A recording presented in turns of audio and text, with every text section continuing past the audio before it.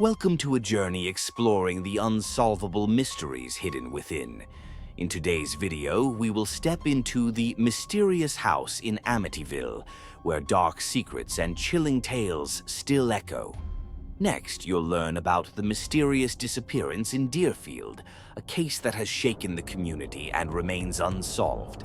Finally, prepare for an adventure into Bluehill Forest, where haunting sounds will send shivers down your spine.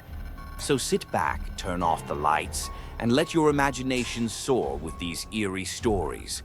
Don't forget to like and subscribe so you won't miss anything. The first story, the mysterious house in Amityville. Amityville is a quiet little town on Long Island, New York, known mostly for the everyday, peaceful stories of American life. However, a house on Ocean Avenue has turned this place into one of the most famous sites in the U.S. for supernatural phenomena. This house, numbered 112, was once home to the Lutz family, and the terrifying events they experienced there shocked the public and inspired numerous horror films. The story began on November 13th, 1974, when a horrific crime took place in the house. That night, 23-year-old Ronald DeFeo Jr. used a gun to kill his entire family, 6 people in total, as they slept. The incident left the community in shock, not only because of the crime, but also because no one heard any gunshots that night. Even those inside the house were unaware of any noise until police arrived at the scene the next day. Since then, the house has become a symbol of horror. It remained abandoned for a long time until the Lutz family decided to move in 1975, unaware of the house's grisly past until a neighbor told them about the bloody crime that had taken place there. From the moment George and Kathy Lutz and their 3 children moved in, they began noticing strange things happening around the house. At first, they assumed it was because the house was old, but soon enough, they began experiencing increasingly terrifying events.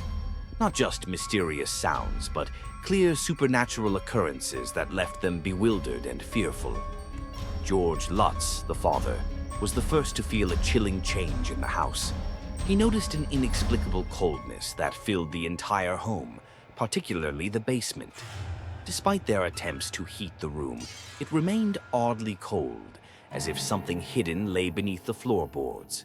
George began suffering from insomnia and became increasingly obsessed, often waking up at exactly 3:15 a.m., the same time DeFeo committed the murders. Not only George, but the entire family started witnessing bizarre phenomena.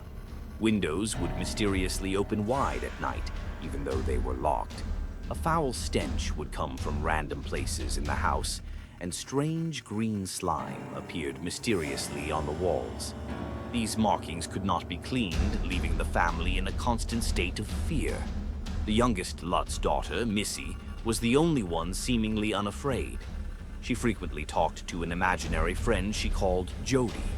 Missy described Jody as an unusual creature, a pig with glowing red eyes that often stood outside her window, watching the family.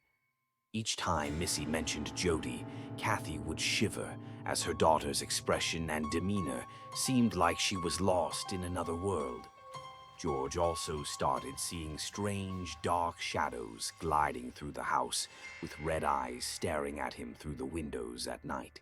One night, while Kathy was sleeping, she suddenly felt an invisible weight pressing down on her.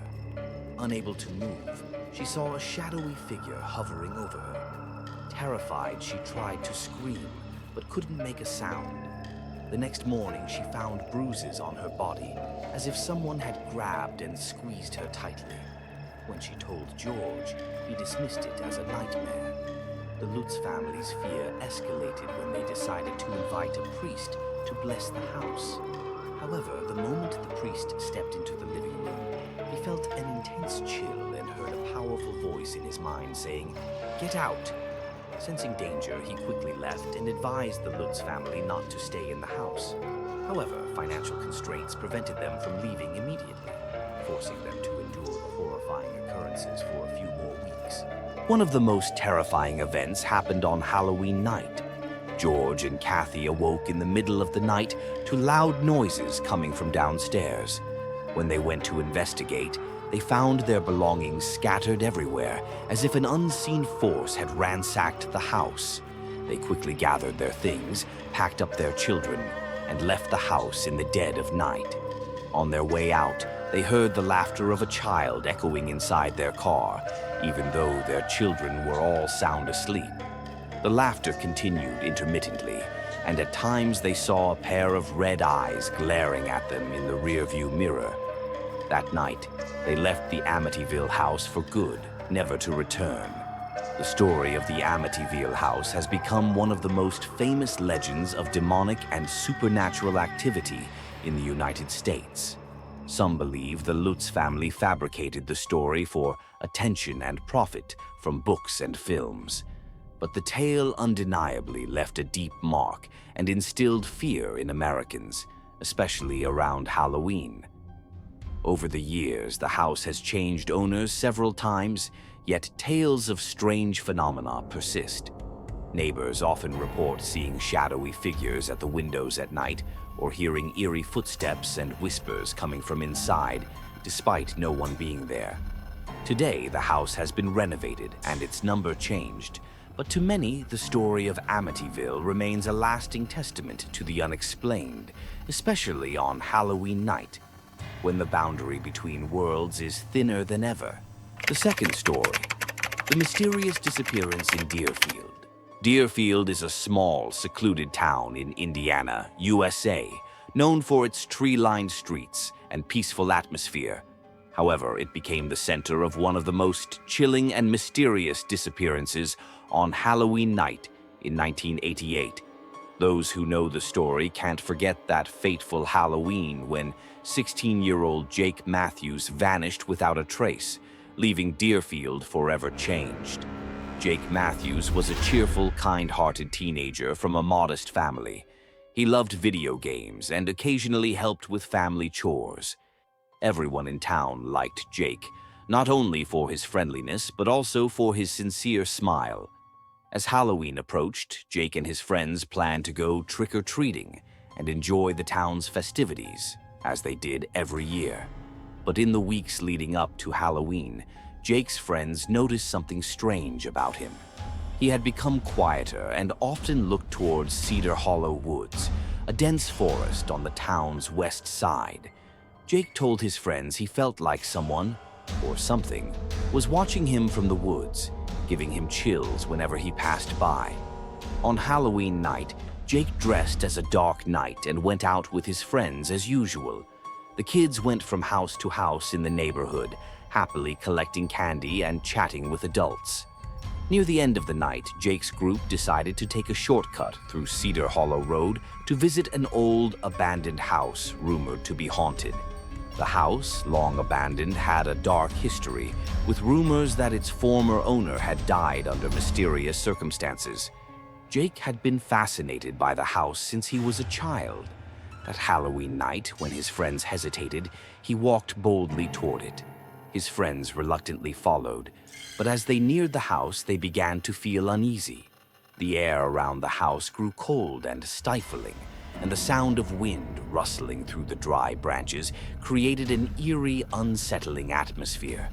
The group circled the house but saw nothing unusual, just wild, overgrown weeds and dusty windows. They joked about seeing ghosts, laughing nervously to lighten the mood. But when they turned to call for Jake, he was gone. They assumed Jake was hiding to scare them, but after searching around the house and calling his name in vain, his friends grew frantic.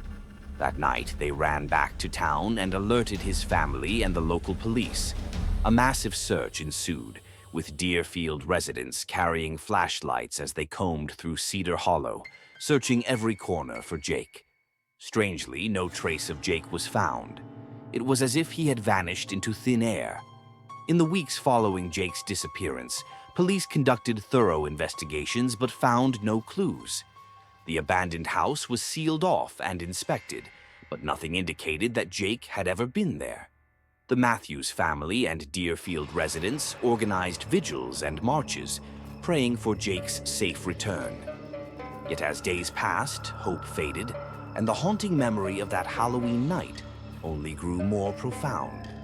Jake's disappearance not only shook the town, but also attracted national media attention. Paranormal researchers arrived in Deerfield with specialized equipment to investigate. Some claimed to sense a dark energy around Cedar Hollow, suggesting that the mysteries there went far beyond Jake's disappearance. 2 years after the incident, one of Jake's closest friends, Lucas, revealed a chilling story that reignited public interest. Lucas claimed that on that night, just before Jake disappeared, he heard Jake whisper that he had seen a man standing near the woods, beckoning him. Lucas also shared that he sometimes saw Jake in his dreams, standing in the shadows of Cedar Hollow, staring back at him with empty, desperate eyes. Fearing disbelief, he had kept silent until now. His story devastated Jake's family and fueled local legends about the eerie happenings in Cedar Hollow Woods. Shortly after Lucas shared his account, strange events began occurring. People living near Cedar Hollow reported seeing ghostly figures moving through the trees at night. Some even heard footsteps and eerie laughter in the darkness, though no one was there. Locals believed it was Jake's restless spirit, trapped between worlds and unable to leave the woods. Every Halloween, people claimed to see the figure of a young man dressed as a knight around the abandoned house, a haunting reminder of the unsolved disappearance. 3 decades later, an explorer named Michael Smith decided to uncover the truth about the house and Cedar Hollow Woods. Armed with audio equipment and a camera, he ventured into the house and the woods on Halloween night, despite warnings from townsfolk. As Michael ventured deeper into the forest, he began feeling a chill. Suddenly, his recorder emitted strange static, followed by what sounded like footsteps around him. Moments later, he heard a whisper, "I'm here." Drawn by the voice, Michael pressed further into the woods, but was struck by a cold wind.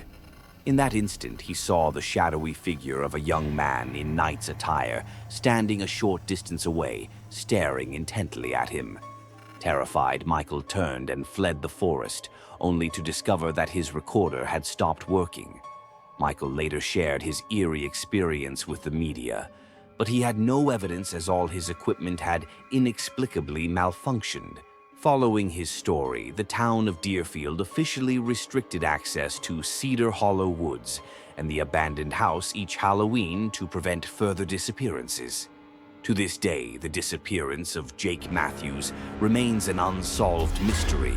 Since that fateful night, the old house has become a symbol of dread in Deerfield, and no one dares to venture near it after dark. For the people of Deerfield, Jake is not just a boy who disappeared, but a restless soul, forever waiting for release in the shadows of Cedar Hollow Woods. The third story, the haunting sounds from Bluehill Forest. Bellwood is a small town nestled among the hills of New Hampshire, famous for the Bluehill Forest.